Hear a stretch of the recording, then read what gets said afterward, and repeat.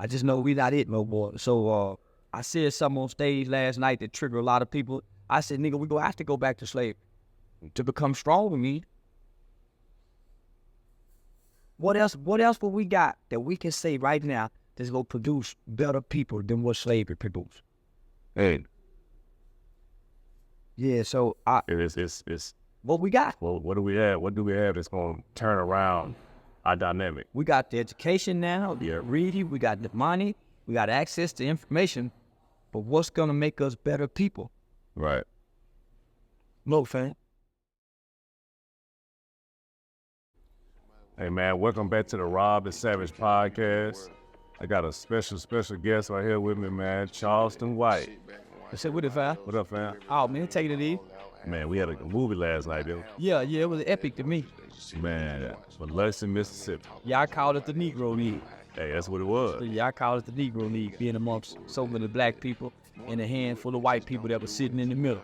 Most there. Yeah. Most there, man. Hey, it's an honor to be around you anytime I can, man. You always dropping game. Yeah, you the new Isaiah Thomas in the black community, homie. I appreciate it. Yeah, you can score, but you pass the ball, you give assists, and you throw a lot at it. That's what I noticed about you. You help try to put a lot of people in a better position from your position. So yeah, I see you as a blessed man. Most definitely, I appreciate it. I always take the gift for gab, or like it's a book I always love going to, man. The ski to step out the door. That's me. Yeah.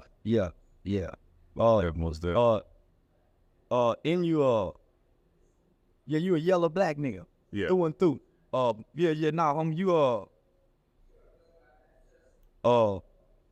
you motherfucker get you confused because you light skinned. Mm-hmm. And they think you mixed. Yeah. Or if they pay attention to the course of that hair, they see you a nappy hair nigga too. Right. Interfering. Homie, you probably a real bona fide soul brother. Most definitely. I've never seen you lean from the position of black excellence. Yeah. The time I met you, or your conversation have been about uplifting and empowering us. So that's why I really took to can you tell and continue. Most definitely. I appreciate that, man. Yeah, I'm very pro-black, bro. Like you said, we talking about the other day about it's always the light skin was always in the front lines sometimes when it comes.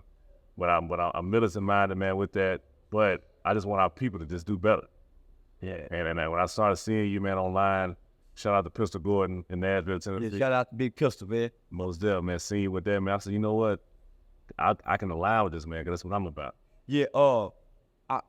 I haven't really I've been around the country, but I've never been to real slave states and southern cities and connected with the people until I started getting into entertainment. Mm-hmm. You know the history of Mississippi. We know the history of Alabama and Georgia, but we never get to meet the people Right. that can really teach and tell you the history. When I went to Nashville, homie, it was eye-opening. I'd already been through Atlanta, see all the black progressive people in Atlanta. But the spirit of us, I didn't really get to see it until I came to Nashville, amongst black people. The history that Nashville has, that dealt with music, really opened me up to want to bridge more gaps between black people in southern states. Yeah. Yeah. So it's been different now. Knowing what I know, meeting the people that I meet, it's hard to stay angry at black people. Whereas it was easy before. Right. You see stuff on television, you see shit online, and man, I hate niggas, man, I hate these niggas. I'm learning to stop saying I hate my people. I hate the condition. But sometimes the conditions have me speak as if I hate our people. Right. And so, when I left Nashville, homie, it's like a veil was lifted. And I'm more compassionate toward our plight. No, it's real. Nashville has that, man. Especially when it comes to the music, man. Like, we got a legendary street called Jefferson Street, bro. That, to be honest with you, that was the Broadway. Like, New York got Broadway. Yeah. Jefferson Street was the Broadway of the South, bro. Like, if you in Mississippi, Alabama, you were trying to get to Nashville to get on Jefferson Street just so you can show out your talents. That's the one street, bro. You might have the Beatles or something, man, will sneak off from Broadway, which in Nashville is a big white street, and come on Jump Street just to play with the black bands, bro. That's what they used to do, man. Wow. Like it's always been circled around that. So you having that feeling when you came in Nashville, plus me showing you the love, man, that's just how it is, man. Yeah. Nah, man.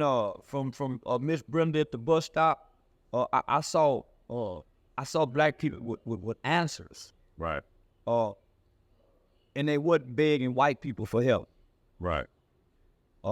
Not to throw any shade, my people in Texas. But most of us is trying to help in the community. From a nonprofit standpoint, is somewhere downtown asking and begging white people for grants and funding for us to try to come back and help our people. What I saw in Nashville, I saw black people making a way to help other black people when they don't have a way to do it. Right.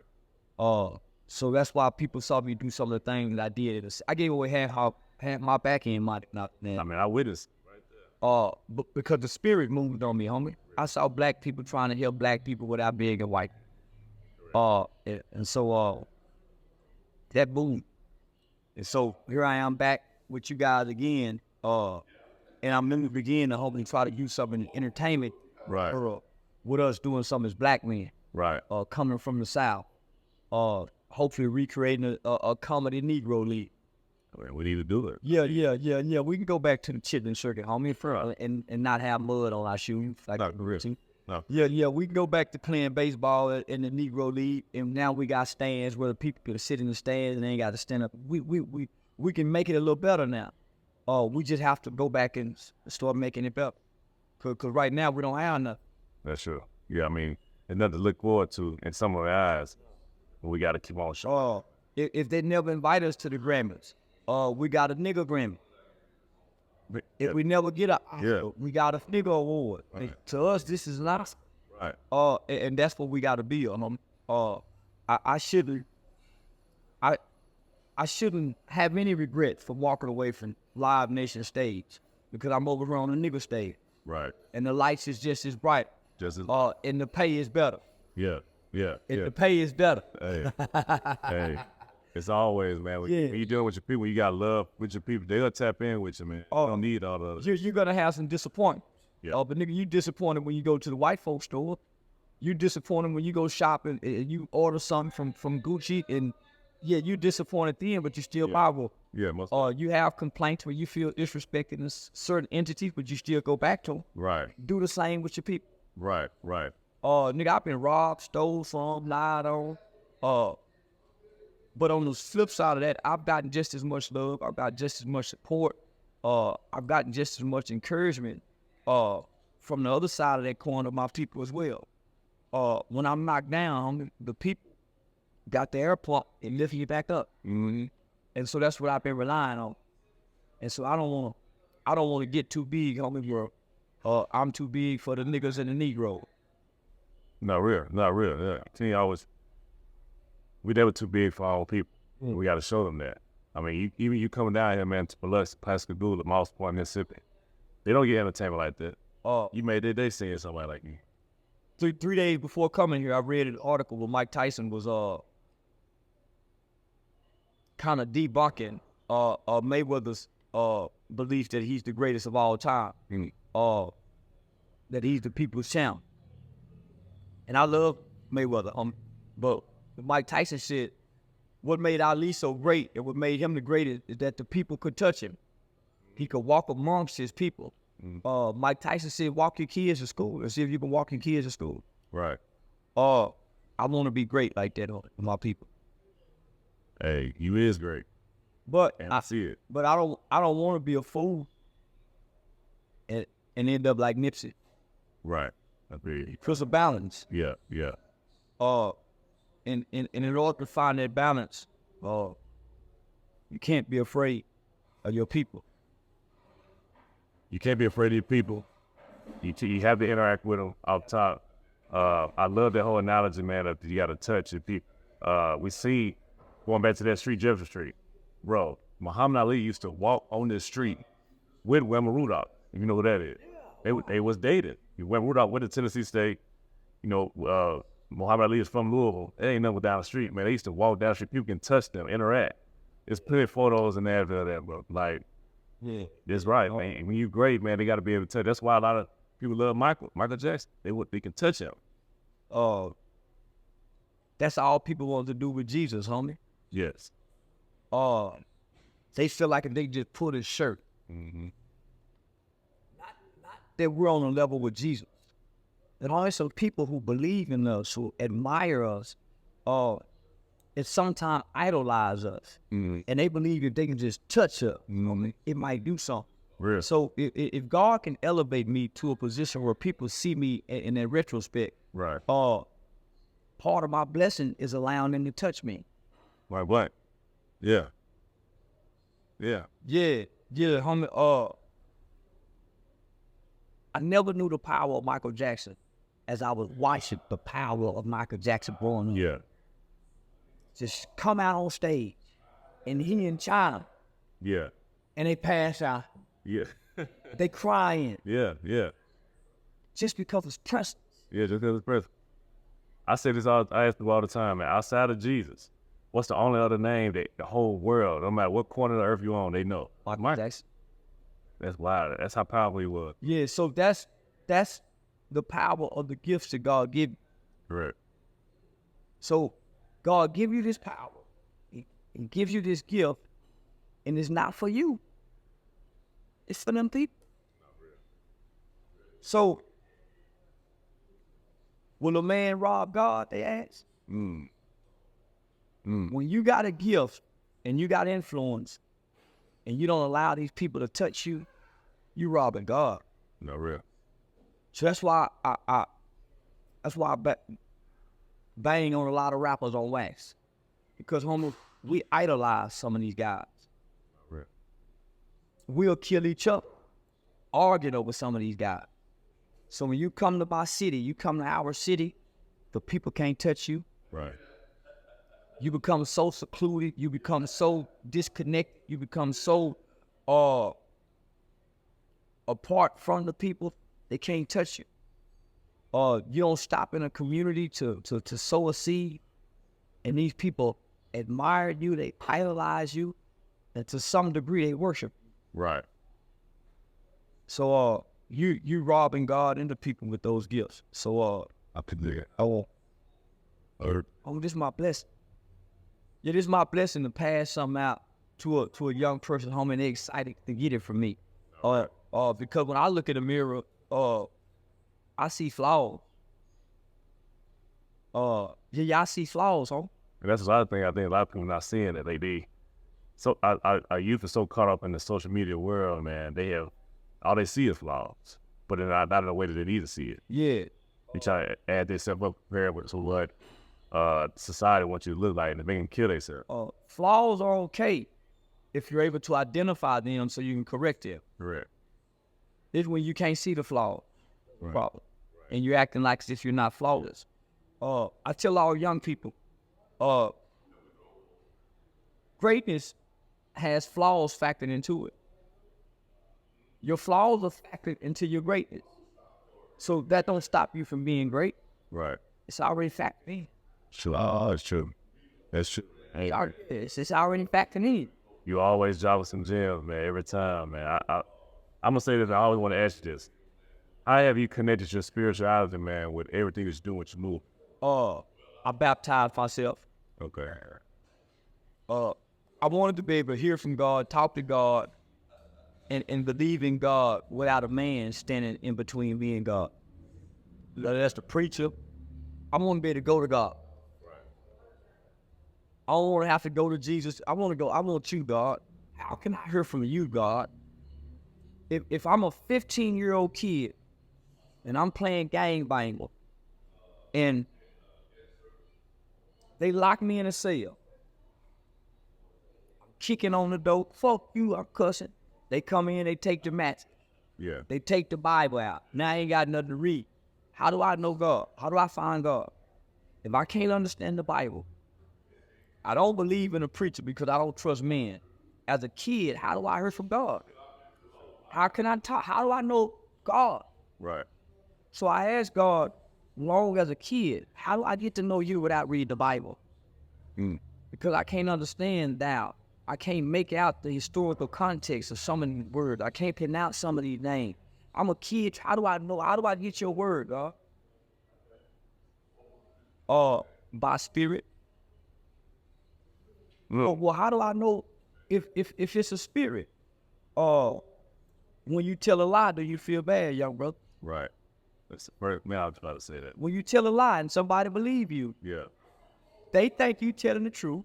Right. You know you lying. Right. Do you secretly feel bad? Man, right there in that pit. If you steal something, you home. Yeah. You hungry, huh?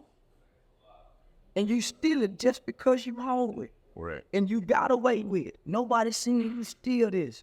Do you feel bad? Right. That's how you know.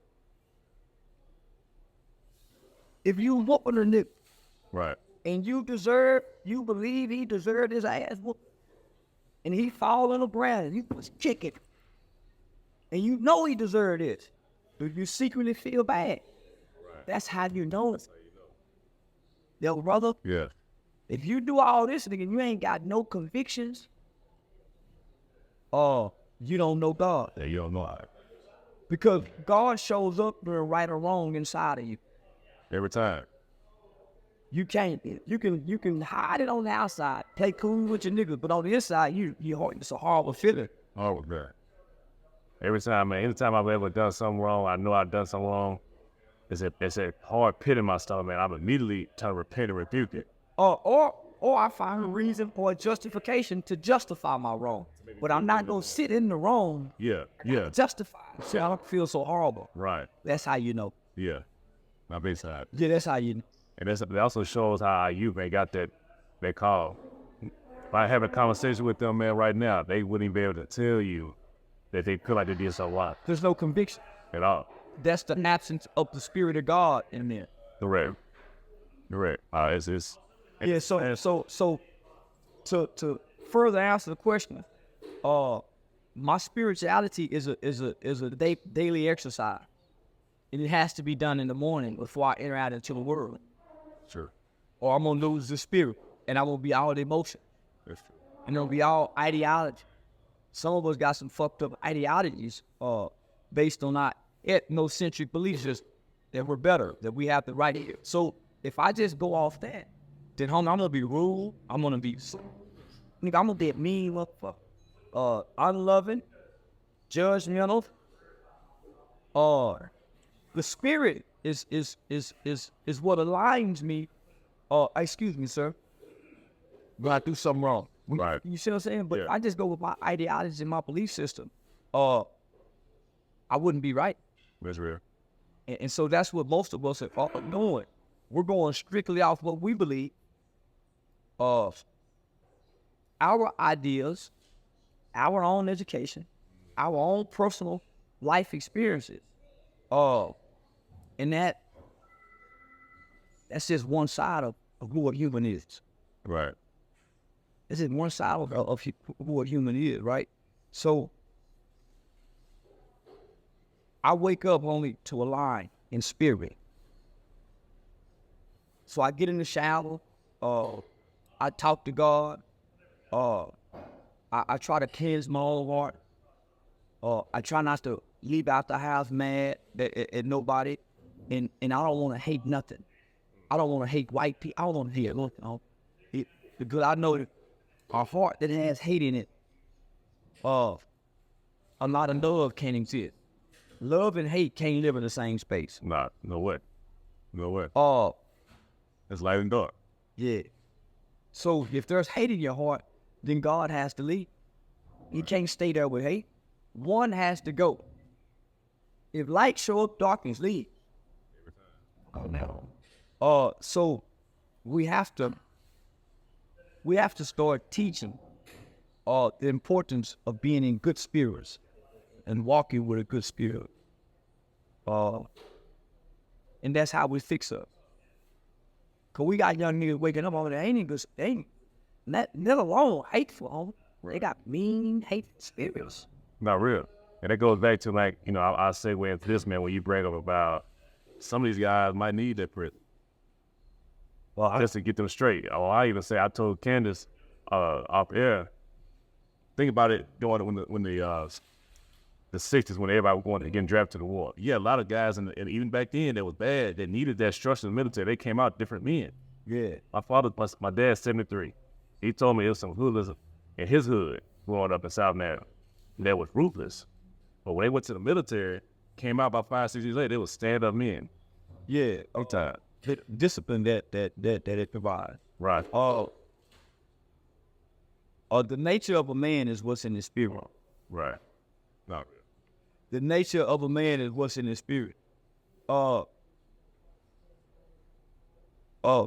Most guys are horn dog, right? Man. Most guys are naturally horn dog. But then there are some guys with some perverted spirits. Yeah, real. That's beyond a horn dog. Not real. You see what I'm saying? So there are some guys that get angry and they fight hard to motherfucker. Yeah. But boy, there are some guys with some spirits, boy, where they fight. They're gonna brutalize you. Not real. That's the nigga that kick you when you knocked out. Not real. Still give you punches when you fight him lifeless. Yeah. Yeah. So we gotta start looking for the spirit of the man, because that's what makes me trust you. I met Robert a couple of times. We hang out. I love Robert, but nigga, I trust the spirit of the man. Well, great. Motherfuckers say, man, Robert, you trust him. Man, I trust the spirit of the man. I saw the spirit. I saw the spirit of the man. That's why I make eye contact with a nigga. I won't look in the nigga eye. Good time.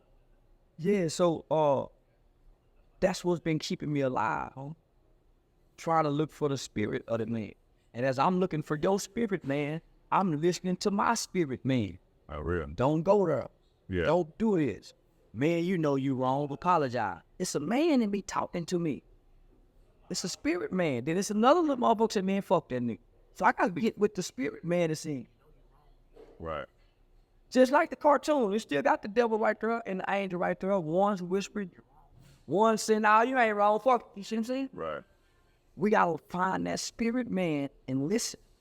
And when I get with you, when it's a spirit inside, you go warn me about you. Because I'm in tune with the spirit. You see what I'm saying? Not real. We're not in tune with that spirit man. Right.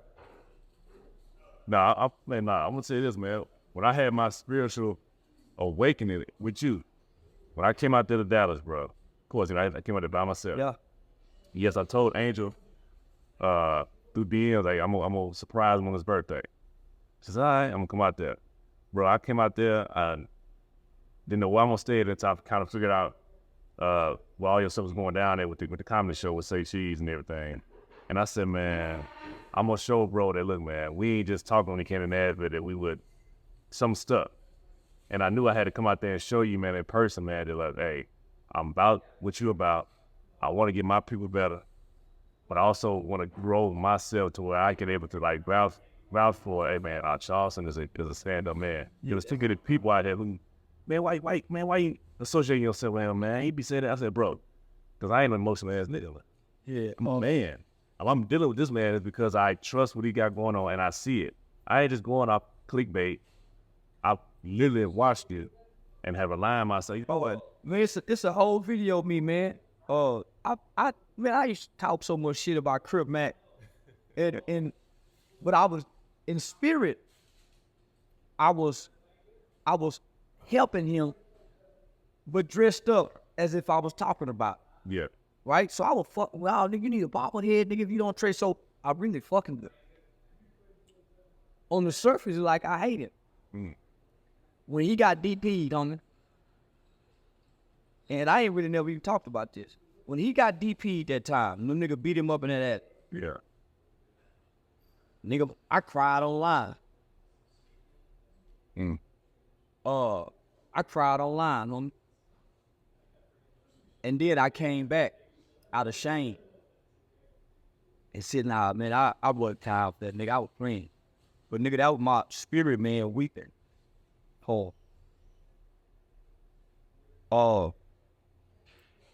emotional side of me, the thought process side of it, was embarrassed for having some compassion.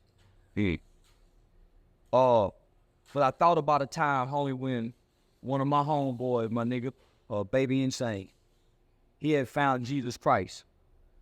We had a counselor by the name of Benjamin Smith, and Mr. Smith was a fraternity brother that worked in the juvenile facilities.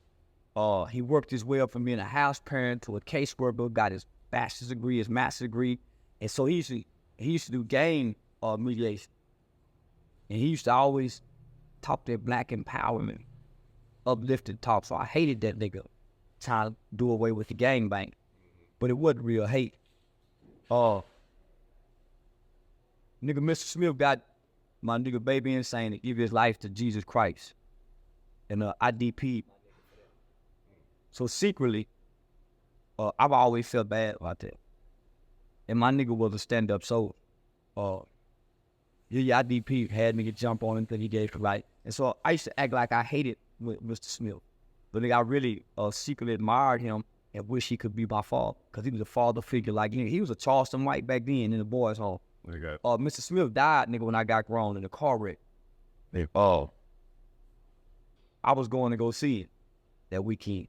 So I ended up going to his funeral, make a long story short. So when this happened to that nigga, Crip Mac, I saw my little partner in Crip Mac, a nigga that's loyal to the game. Loyal, nigga, nigga, even at the detriment of. Right. And if he do something wrong, we go beat on, kick on, inflict pain on your brother. Yeah, that made me reflect in my spirit, homie. So even though I shed tears for him, nigga, I was repenting in my spirit for being a part of something like that. I was releasing that shit on. I was releasing that shit in tears, not out of shame, you know, homie. Because I was empathizing with him. Nigga, if I got a lost soldier, why I wanna hurt it? Right. If he do something wrong, why I wanna beat it? It's just like if I got 5 boys and we all the whites. One of my sons do something wrong. I'm gonna get 4 of my boys to jump on him so we can teach him a lesson and say we love him. Right. We go kick him, we go beat him. Say we doing this cause we love you. Nah, homie. Yeah, that shit done something to me. I freed myself that night. And I was ashamed. Because what I showed was a vulnerable man, my nigga. And the black man, in order to be free, in order to be released from these demons and these vices that's holding us by way of our culture, we got to step out and be vulnerable. That's real. We gonna have to cry, homie, because we know we were wrong for some of the things we did. Not real. And nigga, we got to go back and ask forgiveness for a lot of people we done hurt, homie. We just can't walk away and say, man, I don't do, nah, homie, we shot up people. How this nigga, we done fucked up girls' lives. We done beat up, we done done shit in our communities, homie. Not real. For us to walk away, nigga, we got to, if you've been in the streets and you've been playing gangster, you've been playing pimp, you've been playing dope boy, nigga, you can't stand nowhere and hold your head up high. You got to let your head hang down in shame and raise it up as a new man and say, man, I was wrong. Right. And we ain't done that yet as black men. We ain't we kind of deflected towards our nigga, we showing up at the funerals at 50s, nigga, still talking about OG such and such, nigga, and all of us taking pictures talking about the legends of the town. Right. Not real. I'm seeing it in my city, man. I'm still holding on to it. Yeah, one nigga die, all the street niggas show up at the funeral, they all take pictures, and then they post it online like they some hell of a niggas. Right. Nigga, it's shame in this picture, homie. No, for real. It's a lot of hurt and a lot of pain in this picture that y'all done caused, that y'all ignoring. Flip that coin. Nigga, somebody hate y'all for what y'all done done. And you need their forgiveness. Because at some point, black men got to right our wrong. We got to go back to baby mama and say, man, listen, I'm sorry, I was young. Because we wasn't what we needed to be for them women at 20-something years old, putting babies in them home. You ain't lying. Homie, so at some point in our lives as black men, we have to go back and say, I'm sorry, I was wrong. To our children, to our mothers, to our sisters, to our community, we have to. Yeah. Because that's how you start redemption. That's how you right the wrong. They break that generational curse. Yeah. That's how you go till the ground and start sowing new seeds. Yeah. Because those seeds you got laying right, homie, they got to grow. They gotta grow. They gotta grow. And if you leave before that harvest, bro, guess what? Your kids will be in that harvest. I feel it. Look, being a father now, man, like my mind is just wide open, man, about, man, I gotta walk different. And it's gonna affect a lot, man. It's Yeah. And it makes me tear up at times too. Nigga, shit, I'm fighting back right now. Because a nigga wanna be right, homie. Nigga wanna be right. But nigga, we done so much wrong. In the name of just being boys and men, my nigga. Yeah. And I had to get out, being in my 30s now, I had to get out of that whole mindset, like, trying to put it all on the woman's thigh, bro. Let's be, I'm the man. I did that. Nigga, 9 times out of 10, nigga, your woman putting out what you put in. Correct. She gonna assimilate to you. She gonna start like, nigga, she gonna put out what you put in her. No, real. Most of us think when we get in a relationship with a woman, nigga, in our mind, we already complete. We the man. Right. We don't think we can be better or get better or Right. Yeah. So that's true. Yeah, so nigga, we stop working on her. Yeah. And start worrying about everything outside of her. Outside. Why you do this? Why you do that? Right. Nigga, nah, fix what's in the mirror. Right. Then you come out and start dictating and saying something. And that's the problem we have, homie. We can't fix the mirror, but we are trying to fix everything else. Not real. So if we want to fix the home, we want to fix the community, we want to fix the nation of black people, nigga, we got to adjust and fix what's in the mirror first. And that man in the mirror is everything, man. Yeah. If I go back and change a lot of things from my 20s, man, just being disruptive, heartache, I would. But I would be. Yeah, I would be a different kind of person if I go back. Yeah, I'd be a different kind of guy, different kind of dude. I'd be what they call now. They call it a square, but I'd be that. Yeah. Ain't nothing wrong with that. Nah. But we ain't thinking like that at the time. We ain't seen no cool squad niggas. Nigga, ain't no cool squad nigga showed up to career day. Yeah. Cool in the motherfucker, work somewhere, talking the kind of talk we like to hear, looking how we looking, talking to the kids. Yeah. Man, we don't get to see the squad nigga, huh? So we got some square homeboys, homie. That's some real live niggas, homie.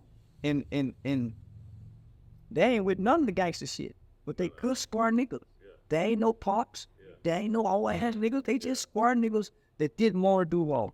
Not real, bro. I'm gonna tell you something right now, man. He both our brother, my boy Otis Carter.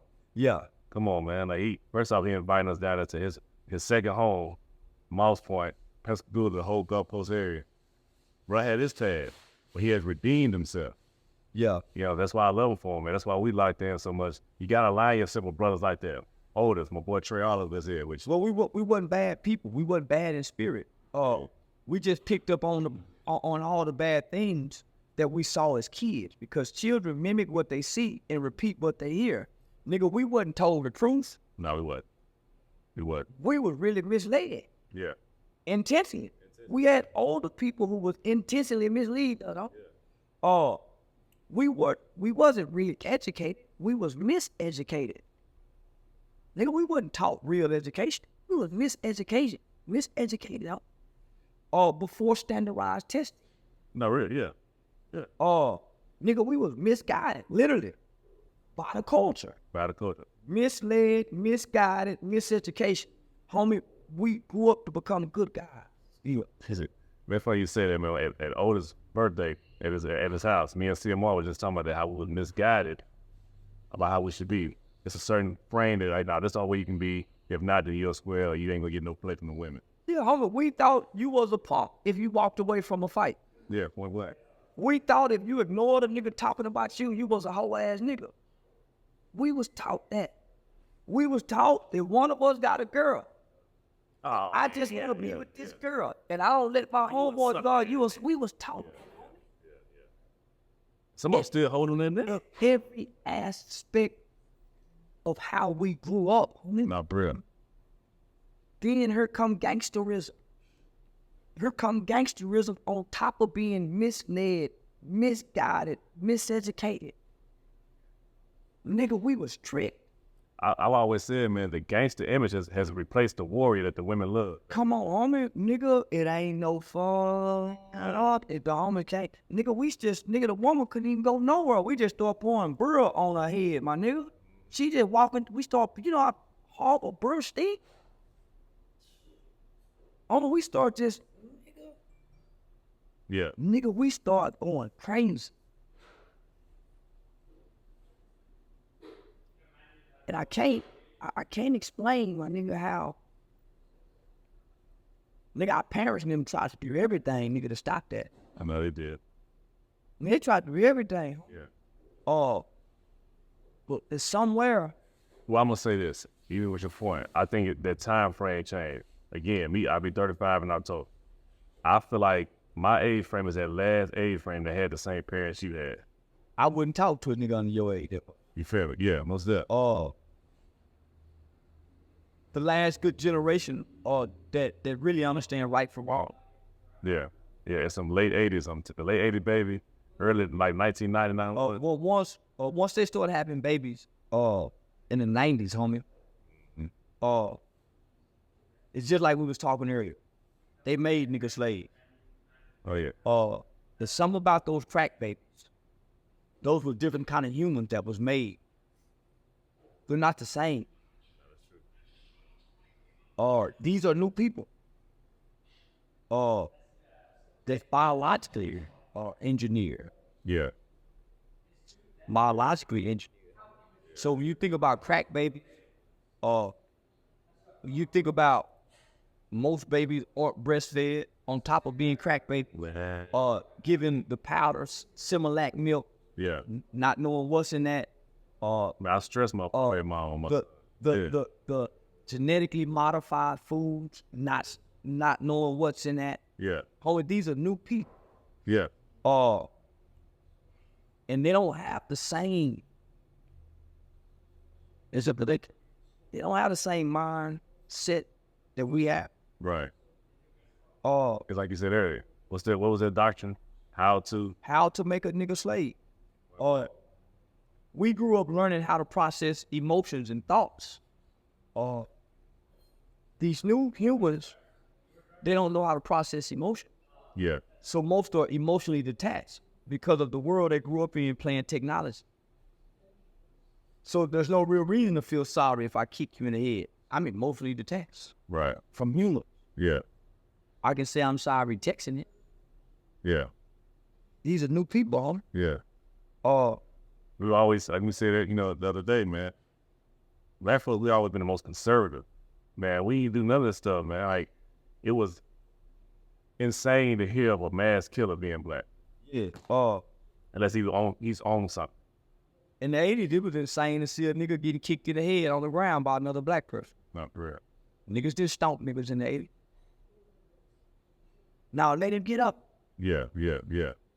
You might see a nigga on top of you, nigga finna put his knees on your shoulder and be talking to you, saying you're sorry. Yeah. There was rules of engagement. We're not Africans, and we're not a nigga slave. The nigga slave wasn't African. The African was the nigga slave. But we're all the same people, just different kind. Right. These new niggas, homie, they ain't our kind. They are people, but they ain't our kind. I would never shoot up a woman's house knowing I want to kill her son, but that's her house. Right. I can't shoot up Miss Mary's house. That's Miss Mary. Right. What we gonna do a drive-by for? Right. We not them people don't do it. And we gotta quit acting like we are. Oh, yeah. Nigga, we ain't our ancestors. Our ancestors not us.